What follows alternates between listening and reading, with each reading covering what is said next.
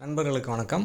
இந்த பாட்காஸ்ட்டில் William Shakespeare எழுதின த மர்ச்சன்ட் ஆஃப் வெனிஸ் நாடகத்திலிருந்து த ட்ரையல் சீன், அதுலேயும் ஒரு எக்ஸ்ட்ராக்ட் ட்ரையல் சீன்லேருந்து எடுக்கப்பட்ட இந்த குவாலிட்டி ஆஃப் மர்சி ஸ்பீச், நாடகத்தில் வர்ற போர்ஷியா அப்படின்ற கேரக்டர் பேசுகிற ஸ்பீச் இது.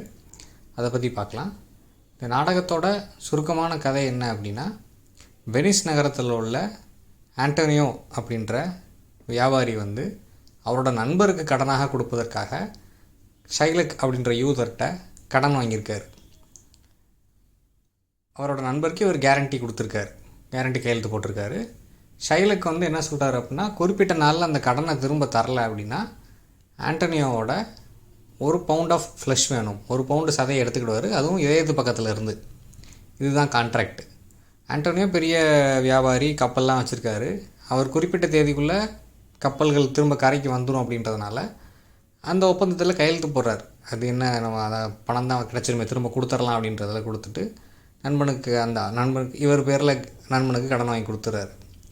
ஆனால் அவரோட கப்பல்கள் சேதமாயிருச்சுன்னு செய்தி வருது. பணத்தை உரிய நாளில் திரும்ப கொடுக்க முடியல. அப்போ ஷைலக் கோர்ட்டுக்கு போகிறார். கோர்ட்டுக்கு போயிட்டு அந்த ஆண்டோனியோ கையெழுத்து போட்ட அந்த டீடு படி, அந்த ஒப்பந்தப்படி அவன் அவனோட பவுண்ட் ஆஃப் ஃப்ளஷை எனக்கு கொடுக்கணும் அப்படின்னு சொல்லி அவர் கேட்குறாரு. இப்போ இங்கே ஆண்டோனியோவுக்கு ஆதரவாக வாதாடுறதுக்கு பசானியாவோட கேர்ள் ஃப்ரெண்டான போர்ஷியா பால்தாசார் அப்படின்ற ஆணாக வர்றாங்க. ஒரு பெண் ஆண் வேடமிட்டு வக்கீலாக அங்கே வாதாட வர்றாங்க. டியூக், வெனிஸ் நகரத்தோட டியூக், அவரோட தலைமையில் தான் இந்த வழக்கு நடக்குது. அப்போ தான் போர்ஷியா இந்த ஆர்கியூமெண்ட்டை முன்வைக்கிறாங்க. குவாலிட்டி ஆஃப் மர்சி ஸ்பீச்சை முன்வைக்கிறாங்க. கருணை காட்டுங்கள், இல்லை இரக்கம் காட்டுங்கள், அது மலையை போல் வாழ வைக்கும் அப்படின்ற மாதிரி அவங்க நிறைய உதாரணங்களை சொல்லி பேசுகிறாங்க. ஆனால் ஷைலக் எதுக்கும் இறங்கி வர்ற மாதிரி இல்லை.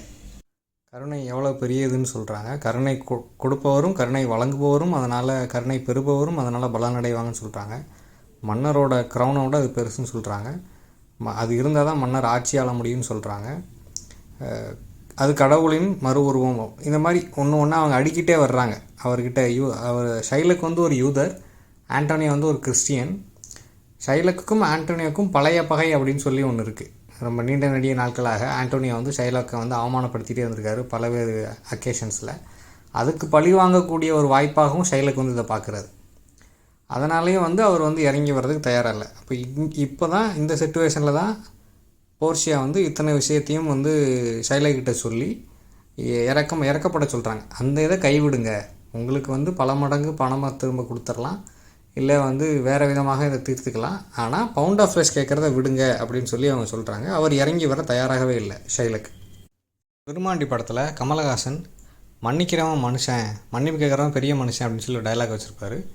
அந்த கருத்து மேபி இந்த நாடகத்திலிருந்து, இந்த ஒரு குறிப்பிட்ட பகுதியிலேருந்து கூட அது உருவாகிருக்கலாம். சிலபஸில் உள்ள இந்த போர்ஷன், இந்த குவாலிட்டி ஆஃப் மர்சின்றது ஏன் இறக்கப்படணும் அப்படின்னு சொல்லி அவங்க போர்ஷியா முன்வைக்கக்கூடிய ஆர்கியூமெண்ட் மட்டும்தான். பட் இதுக்கப்புறம் என்ன ஆகுது அப்படின்னா அவங்க எப்படி ஆர்கியூ பண்ணி ஷைலக்கு ஜெயிக்கிறாங்க அப்படின்னா, அவர் இறங்கி வராதனால நீங்கள் சரி அந்த பவுண்ட் ஆஃப் ஃப்ளஷ் எடுத்துக்கோங்க, ஆனால் ஒரு சொட்டு ரத்தம் கூட சிந்தக்கூடாதுன்னு சொல்லி சொல்கிறாங்க. அந்த கிளாஸை கேட்ட உடனே, அதாவது அவர் இந்த மாதிரி ஒரு ஆர்கியூமெண்ட்டை கேட்ட உடனே ஷைலக் பின்வாங்குறார். சரி அப்போ என் பணத்தை கொடுத்துருக்கேன்னு சொன்னோன்னே, அது எப்படின்னு சொல்லிட்டு இந்த மாதிரி ஒரு வெனிஸ் நாட்டு குடிமகனுக்கு அகைன்ஸ்டாக சதி பண்ணதாக வழக்கு அப்படின்னு ஒரு கேஸை போட்டு அவரை அவருக்கு பலவிதமான தண்டனைகள் வழங்குறாங்க. அதில் அவரோட சொத்துக்கள் எல்லாம் அவர் அவரோட மகளுக்கு கொடுத்துடணும்னு சொல்லி ஒன்று, அப்புறம் அவர் மதம் மாறணும் அப்படின்னு சொல்லி ஒரு வழக்கு, ஒரு தீர்ப்பு, இதெல்லாம் வழங்கிடுறாங்க. ஆனால் பின்னாடி ஆண்டோனியோ இறக்கப்பட்டு என்ன சொல்கிறான் அப்படின்னா, அவரோட சொத்தில் மகளுக்கு கொடுக்கணும், பகுதியை மகளுக்கு கொடுக்கணும்னு சொல்லி சொல்கிறான்.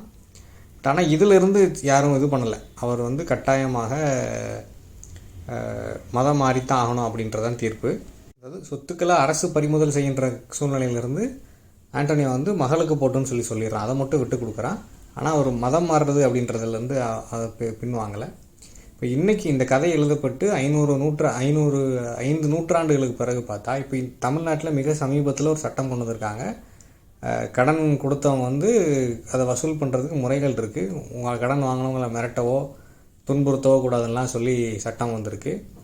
அப்போ அந்த காலகட்டத்தில் ஷேக்ஸ்பியர் வாழ்ந்த காலகட்டத்தில் இங்கிலாண்டில் வட்டிக்கு கடன் கொடுக்கறதுன்றது ஒரு சட்டப்படி குற்றமாக இருந்திருக்கு. ஷேக்ஸ்பியரோட அப்பாவே வந்து வட்டிக்கு கடன் கொடுத்து சில சட்ட சிக்கல்களில் மாட்டியிருக்காருலாம் தகவல் இருக்குது.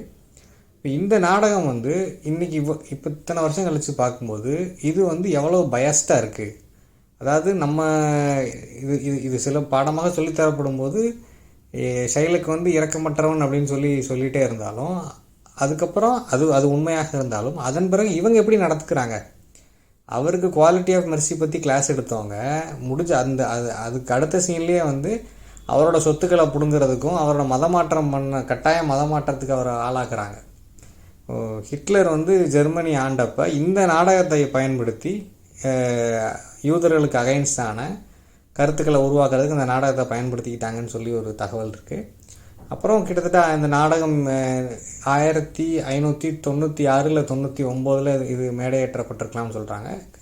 சரியாக 500 வருடங்கள் கழித்து அதே வெனிஸ் நகரத்தில் இந்த கதாபாத்திரங்களுக்காக வாதாடுவதாக ஒரு உருவாக்கி அதில் வந்து ஷைலக்குக்கு அவரோட சொத்தை திரும்ப கொடுப்பதாகவும் அவர் மதமாற்றம் பண்ண தேவையில்லைன்னு சொல்லி அந்த நிகழ்ச்சியை முடிச்சிருக்காங்க. அதாவது அவருக்கு திரும்ப ரெஸ்டோர் ஜஸ்டிஸ் டு ஷைலக். அவர் வந்து அவரோட கிளைம்லேருந்து பின்வாங்கும்போது, இல்லை பவுண்ட் ஆஃப் ஃப்ளஷ் வேண்டான்னு சொல்லும்போது அவர் அப்படியே மன்னிச்சு விடுறது தான் முறை. அவருக்கு குவாலிட்டி ஆஃப் மெர்சி பற்றி கிளாஸ் எடுத்துகிட்டு அவரை இப்படி தண்டனைக்கு உள்ளாக்குறது நியாயம் இல்லை அப்படின்றத புரிஞ்சுக்கிட்டு அதை தீர்ப்பை மாற்றி எழுதுவது போல் ஒரு நிகழ்ச்சி நடத்தியிருக்காங்க. ஸோ இந்த பர்டிகுலர் ட்ராமாவை பொறுத்த வரைக்கும் நமக்கு அந்த காலகட்டத்தில் இருந்து அந்த முரண் அப்படின்றது 2 இனங்களுக்கு இடையிலான இல்லை 2 மதத்தை பின்பற்றுவர்களுக்கு இடையிலான அந்த முரண், அந்த சண்டைகள் எப்படி இருந்தது அப்படின்னு தெரியுது. அதில் எந்த எக்ஸ்ட்ரீமுக்கு போயிருக்காங்க அப்படின்றதும் இந்த நாடகத்தின் வழியாக தெரியுது. ஸோ இது உங்களுக்கு பிரயோஜனமாக இருந்திருக்கும்னு நினைக்கிறேன். தேங்க்யூ.